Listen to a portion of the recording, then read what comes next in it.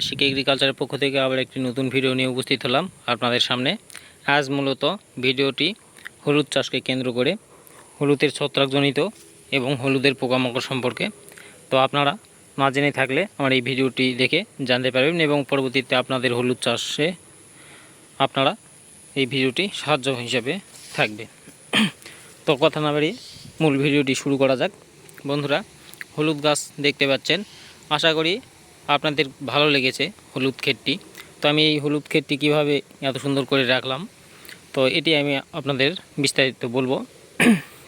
হলুদের প্রথম শত্রু হলুদের পাতা ঝলসানো বা পাতা মরে যাওয়া, একদম ঝলসে যায় এবং গাছ নেতিয়ে পড়ে এক পর্যায়ে মারা যায়। তো সেটাকে ঠেকানোর জন্য, এরকম সুন্দর সবুজ ক্ষেত করার জন্য আপনাকে প্রথমত কার্বনডাজিম, ম্যানকোজেব এই দুটো গ্রুপের ছত্রাকনাশক স্প্রে করতে হবে। সপ্তাহে একবার করে স্প্রে করতে থাকবেন এবং সিনজেন্টা কোম্পানির টিল্ট কীটনাশক বা ছত্রাকনাশক সেটি আপনারা 15 দিন অন্তর অন্তর স্প্রে করবেন।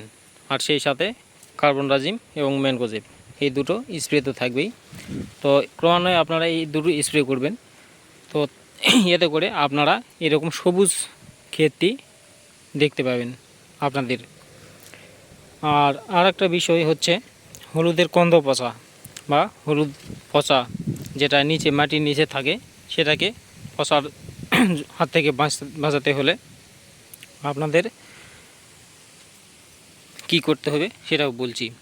তো বন্ধুরা, প্রথমে যে মাজরা পোকা আমরা বলি ধানের লেগে থাকে, তো মাজরা পোকা প্রথমে আপনার এই পাতার যে আছে এখানে ডিম দেয়।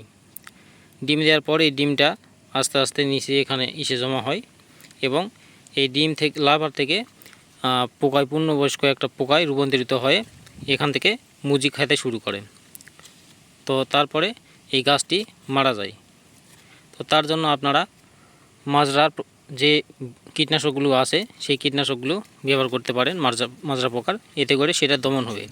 এবং আর একটা কথা, ওই যে পোকা যেটা লার্ভা করলো, ওটা তো মুজি খেলো এবং এটা আস্তে আস্তে নিচের দিকে এই হলুদের গোড়ার দিকে যায় এখানে ফুটো করে নিচ দিকে চলে যায় একদম হলুদের যে বই বা হলুদটা, সেই হলুদটাকে নষ্ট করে, কুড়ে খায় এবং এই হলুদটাকে পচামিনা ধরায় এবং হলুদের থোপটা এক সময় শেষ হয়ে যায়। এবং আপনারা লক্ষ্য করলে দেখবেন হলুদ তুলতে গিয়েছেন কিন্তু হলুদ নেই, হলুদের গাছ আছে কিন্তু হলুদের মাটির নিচে হলুদের কোনো বই নেই।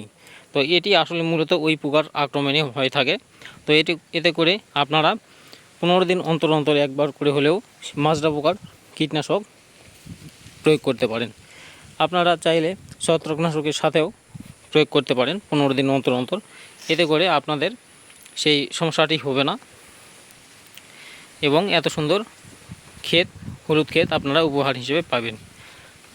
আর হলুদ এইভাবে ডাঁড়া বেঁধে দিয়েছি।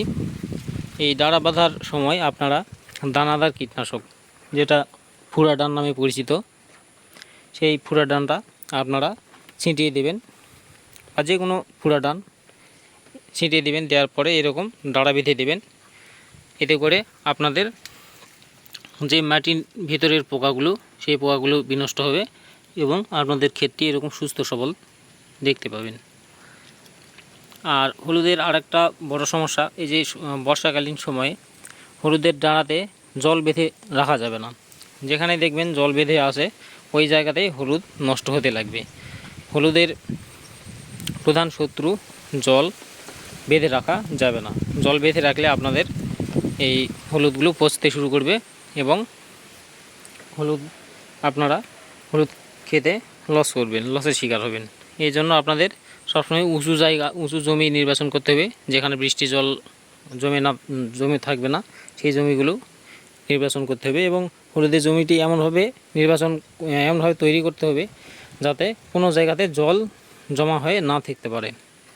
এতে করে পচামিনা ধরবে না, হলুদ ক্ষেতটা টনটনা থাকবে এবং এরকম সুস্থ এবং সবল হলুদ ক্ষেত উপহার হিসেবে পাবেন এবং ফলন অনেক ভালো পাবেন আশা করি। তো আজকের ভিডিও এই পর্যন্তই। পরবর্তী ভিডিও দেখার আমন্ত্রণ রইল। তো আমার চ্যানেলটা ভালো লাগলে সাবস্ক্রাইব করে পাশে থাকুন নিত্য নতুন ভিডিও পেতে। আমি চাষবাস সম্পর্কে ভিডিও করে থাকি। আজকে হলুদ চাষ সম্পর্কে করলাম, সামনের সপ্তাহে পটল চাষকে নিয়ে ভিডিও করব, যাতে আপনারা উপকৃত হতে পারেন। ধন্যবাদ।